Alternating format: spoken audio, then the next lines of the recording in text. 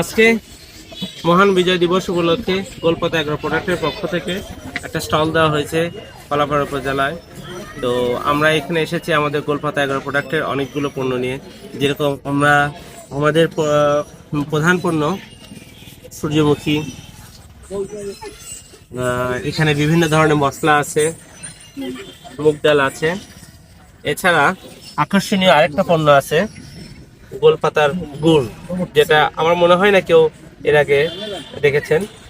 এছাড়া আছে শুটকি মাছ, এটা খুব প্রিমিয়াম লেভেলের শুটকি মাছ। তো আমাদের পণ্যগুলি যারা নিতে